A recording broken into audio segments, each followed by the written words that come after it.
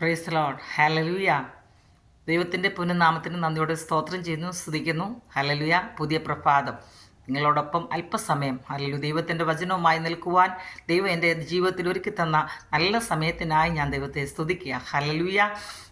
ഇന്ന് പകൽക്കാലം നിങ്ങളുമായി ഷെയർ ചെയ്യുവാൻ ഞാൻ ആഗ്രഹിക്കുന്ന ദൈവവചനം 1 യോഹന്നാൻ 4-ാം അധ്യായം അതിൻ്റെ 9-ഉം 10-ഉം വാക്യം. ഹല്ലേലൂയ.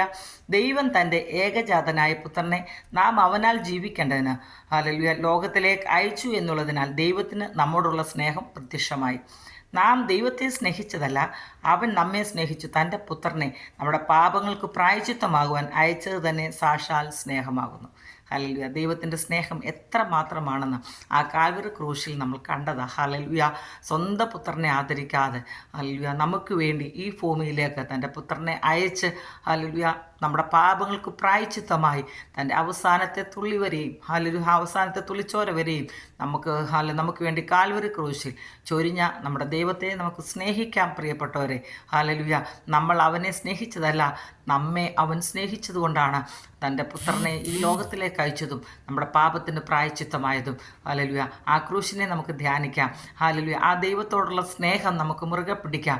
അതിനായി ദൈവം നമ്മളെ എല്ലാവരെയും സഹായിക്കട്ടെ.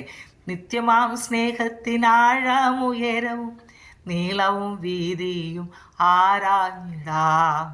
ഇഷ്ടരിൽ നിന്നെല്ലാം തിരഞ്ഞെടുത്തു എന്നെ ശുദ്ധരോടൊത്തു വസിപ്പതിനായി.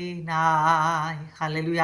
നിത്യമായ സ്നേഹത്തിൻ്റെ ആഴവും ഉയരവും ഹല്ലേലൂയ അതിൻ്റെ നീളവും വീതിയും ഒന്നും നമുക്ക് ഹല്ലേലൂയ ആരാഞ്ഞറിയുവാൻ സാധിക്കത്തില്ല ദൈവമക്കളെ. അത് വളരെ ആഴമേറിയതാ. ആ ദൈവത്തിന് നമ്മോടുള്ള സ്നേഹം. നമുക്ക് ദൈവത്തെ സ്നേഹിക്കാം. ഈ വചനങ്ങളെ കൊണ്ട് ദൈവം നിങ്ങളെല്ലാവരെയും അനുഗ്രഹിക്കട്ടെ. Hallelujah. God bless you all. Amen.